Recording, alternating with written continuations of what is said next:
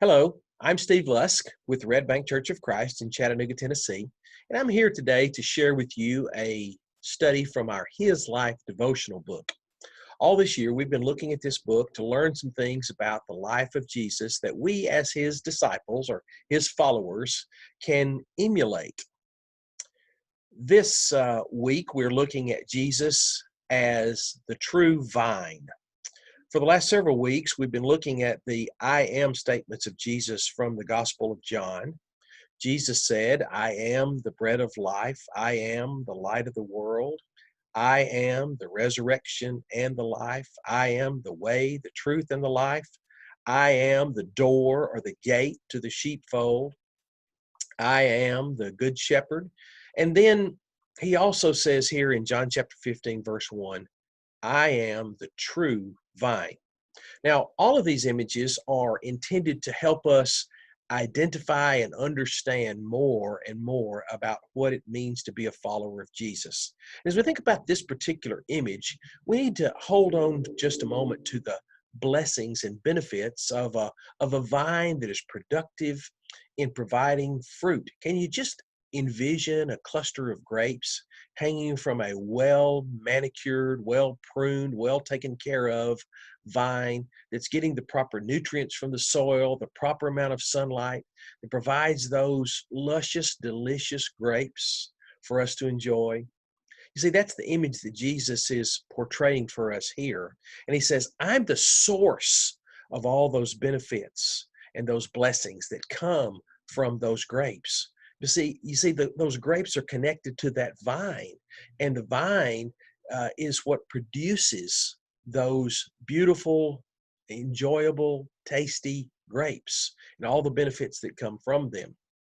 Now, as we consider this analogy, maybe we need to think about other types of vines. In our region of the world, there's a kudzu vine.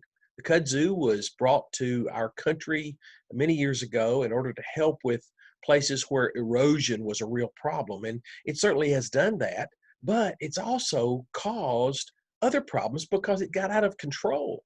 And in many cases, it caused real damage to forests and trees and other living plants and organisms, and even has had to be destroyed or tried to be contained or controlled in some way. And it's very difficult once kudzu gets a foothold in a region to pull it back.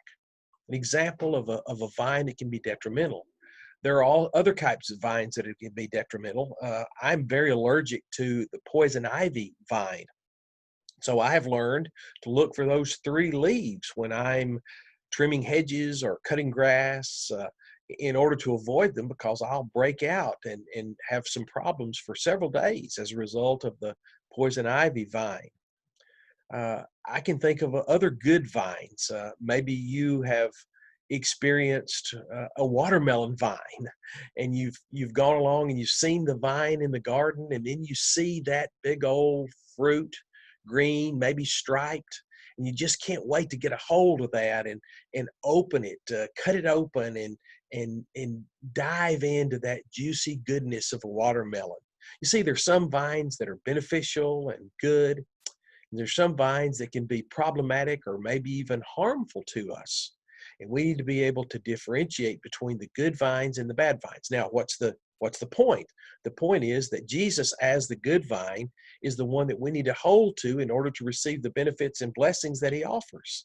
And we need to learn to differentiate between Jesus and those other types of vines, if you will, those other types of leaders, of messages, of philosophies of life that can be harmful or detrimental or maybe even deadly to us.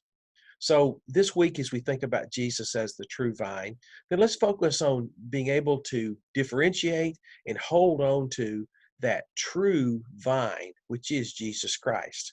As his followers, we need to be able to recognize him, and we need to be able to enjoy the benefits and blessings that come from being connected to that true vine, Jesus Christ.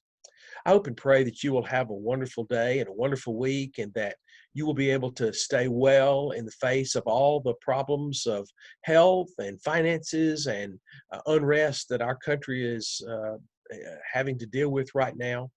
and that you'll be able to look out for not only your own family and your own friends, but others as well as you walk in the footsteps of Jesus.